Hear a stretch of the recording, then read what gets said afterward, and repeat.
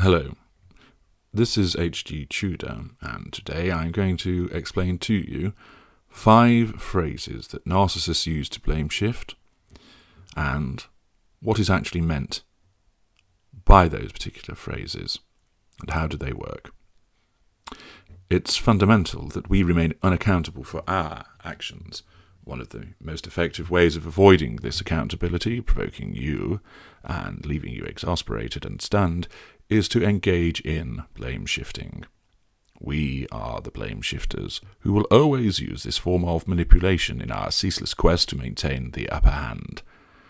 Maintaining this superiority is fundamental to our existence. Not only is it the case that we believe we are entitled to complete immunity for what we say and do, occasioned by our innate superiority, we also believe it to be necessary for us to be able to gather fuel, as often and as effectively as we do.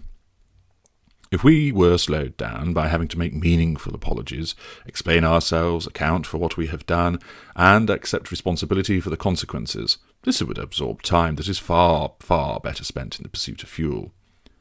Hampering us in such a way would result in us becoming weaker, since we would not be able to gather as much fuel as usual.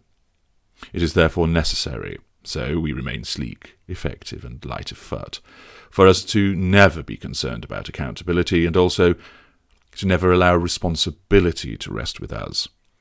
As with many of our machinations, this approach also allows us to gather fuel in itself by the imposition of blame on others, usually you, and the astonished and outraged emotional response which then flows from this staggering act of walking away scot-free. As ever, words are our best allies when it comes to throwing off the attempt to make us assume the mantle of responsibility. Here are 5 of our favourites. Number 1. What do you expect me to do about it? This is a delicious, subtle piece of blame shifting to begin with. We do not even state that we regard it as your fault, your responsibility, or your liability with this question. Nevertheless, the implication is clear. We expect you to do something about it because we do not do responsibility. Your role is to clear up after us, and you signed up to that when you accepted our overtures. Did you miss that term of the contract? Don't blame us. That, of course, is your fault. We regularly brag about how brilliant and special we are, that we have many talents, and if we so chose, we could remedy many situations within moments. But notwithstanding this being the stance that we adopt to the world at large, we're not going to do that with you. Not a chance. We're not here to pick up the pieces after you, although we expect you to do so for us repeatedly. We can do as we like, and you are obliged to make good the damage that we cause. Collect the broken pieces of crockery, apologise to the shell-shocked friend after an outburst, try to solve the financial headache that we have left.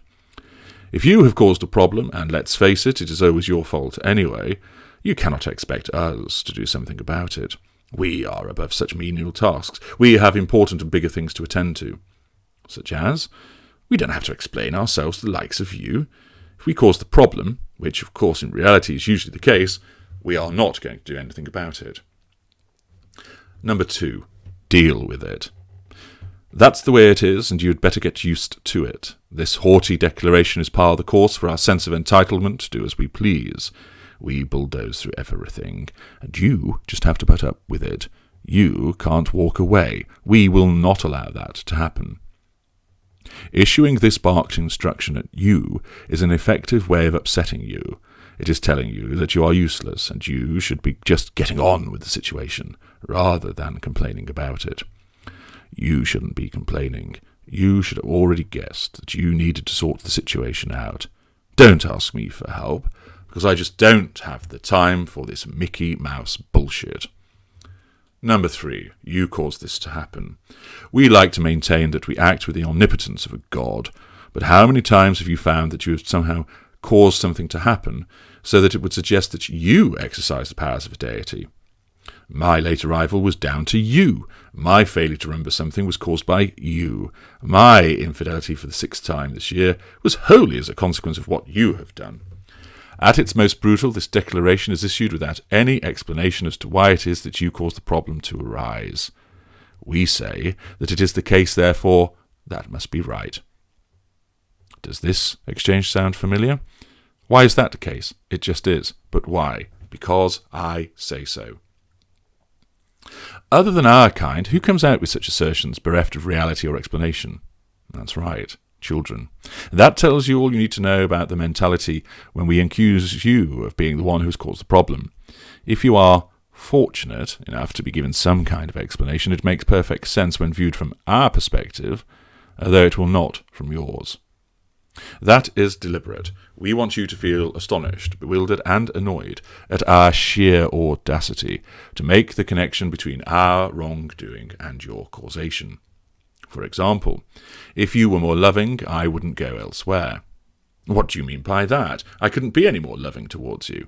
Oh, that's right. Deny it is anything to do with you, and make me out to be the bad person. Well, it is you who had the affair, caused by you. How? I've already told you. If you cannot accept that, then there is no point continuing with this conversation. You see, you get no answer, no acceptance of blame. All you get is a tenuous, in your world but not ours, explanation as to why our wrongdoing is all down to you. Number 4.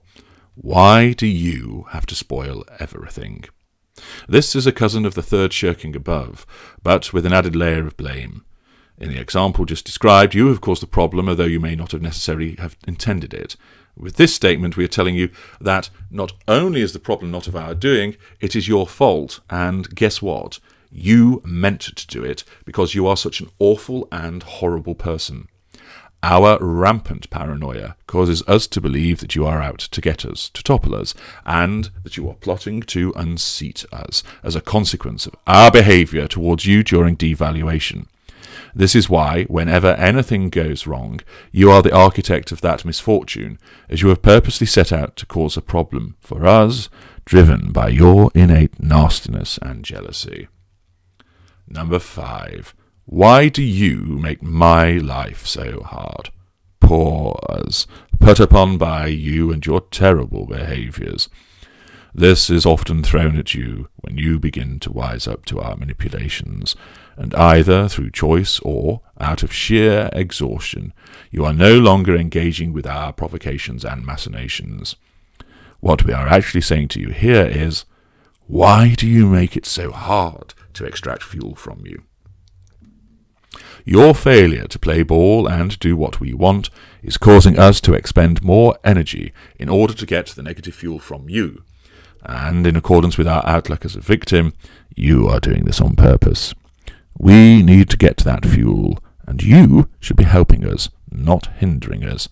No wonder we lash out at you, as we do because you are horrible, and you make our lives far more difficult and harder than you should, or once did.